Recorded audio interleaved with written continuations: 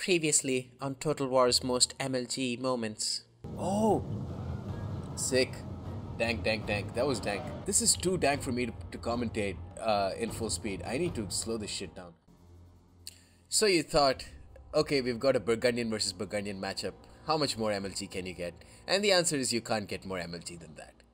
But you have to remember that that was game 3 between the two of the best players in Total War, Attila at least, and this is game 5. This is the deciding match of the Total War Champions League. They're fighting for everything: their home, their country, their pride, money. Well, no money and no country, no pride either. I guess pride, yeah, for sure. This is game 5. This is the deciding match between Prussian Prince and Orgetrix of Agartha, and what a fitting way to finish off this this set of matches, the set of 5 matches, by having a Jute versus Jute, double X 420 no scope Jute versus Jute mirror matchup. Oh god, let's see how this goes. This is going to be a train wreck. Again, this is Plains. How incredibly exciting. So, with Jutes, we are watching it from the viewpoint of the Prussian Prince. Looks like 6 Nordic hurlers, wow. 6 Nordic horse lords, double wow. And 6 Huskals with a Nordic raid leader and 1 extra Nordic pikeman. What?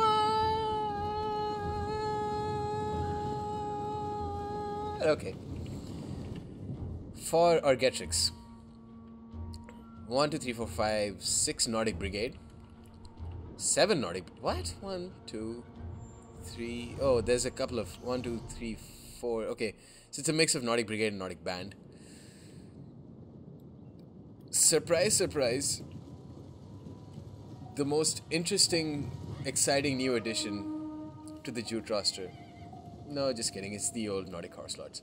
And we've also got. Ooh, wow. Okay, these are Royal Huskals. Okay, Royal Huskals with Nordic raid leader with Nordic warlord. Okay, and these guys just regular Huskals. So where did he spend the Where did he get the extra money from?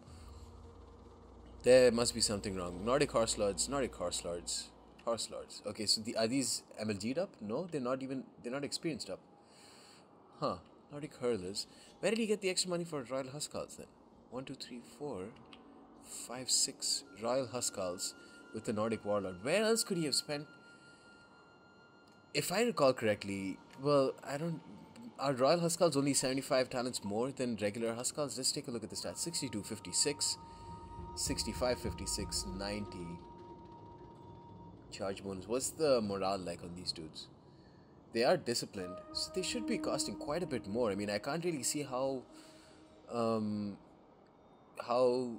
Orgetrix made this work. I mean, Nordic Brigade costs are basically the same price as, well, just 40 talents less than Nordic Hurlers. I guess we're talking in a matter of 40 to 50 talents per unit. I guess that's where he got the extra money from. I believe the Royal Huskals are only like 75 talents more than the regular Huskals.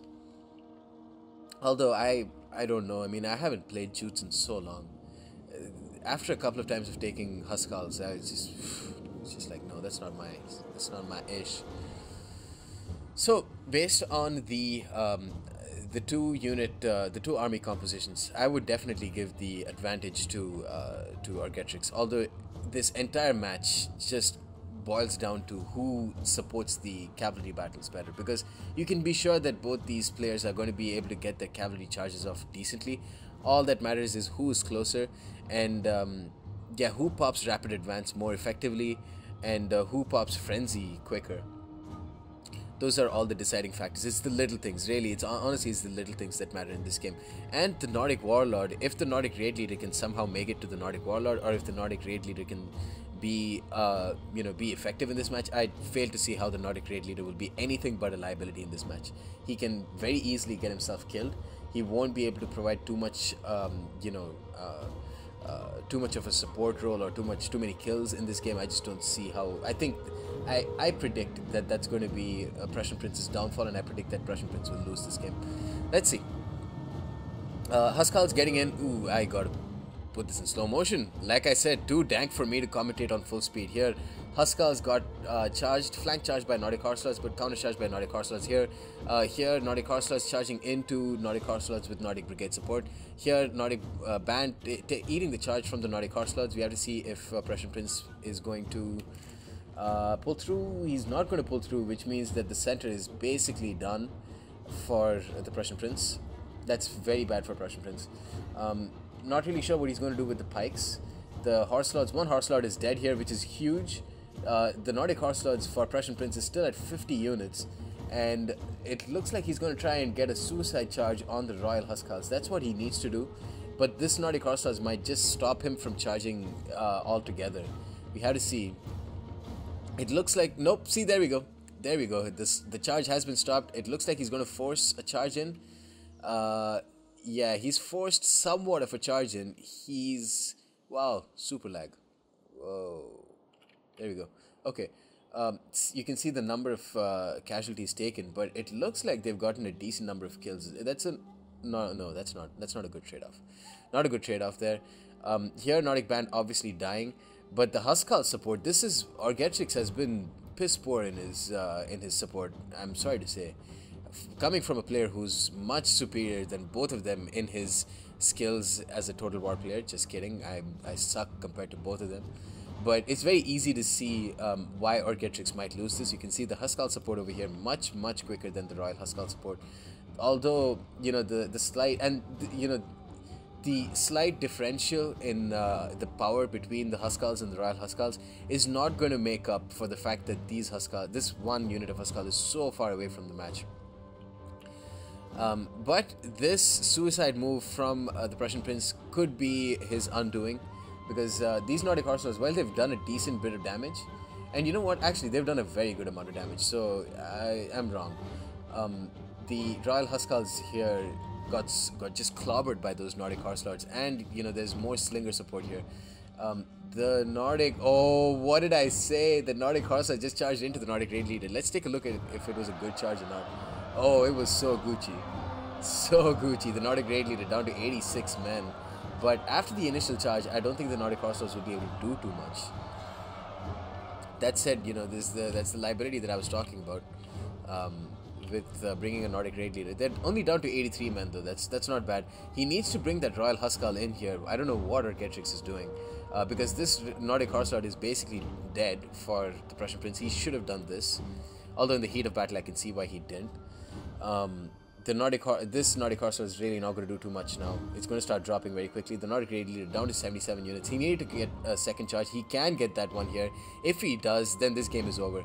Because the Nordic Warlord General for Orgetrix is hale and healthy, as is the case when you usually bring, you know, a Nordic Raid Leader. Oh, sorry, a Nordic Warlord. Because it's a psychological effect. First, these guys have shield wall, so they're relatively better at defending. Ooh, there we go. A great charge in from the Prussian Prince, getting quite a few kills on the Royal Huskars, pulling out with his Nordic Horselords, and the Prussian Prince will take some casualties from that. As for the rest of the game though, the Huskars over here getting a decent number of kills on the Royal Huskars, although one almost full strength Royal Huskar coming into support there. The Nordic Hurlers really, they've done a decent bit of damage, but considering the enemy they were faced up against, they could have done a lot more. Here, a depleted Nordic Raid Leader is going to charge into Royal Huskars, and the Nordic Raid Leader is going to eat it, straight up eat it on the charge. And that is going to be it for the Nordic Raid. It depends on if the Nordic Raid Leader General for Prussian Prince, it doesn't matter. Like I predicted, Prussian Prince is, I guess Prussian Prince has lost this game, or he's lost the tournament. He's, yeah, I mean, just considering the two games, Burgundians versus Burgundians and Jutes versus Jutes, I would say the Burgundian game is probably requires more MLG skills, because that is all shock cavalry and all cheap Danish axes. So that probably required more micro and more clicking. So if we're going to base this on the number of clicks per second, I would say that Prussian Prince is one. And in that, that's why in my mind, Prussian Prince is my one true hero and one true god. Stay tuned for more.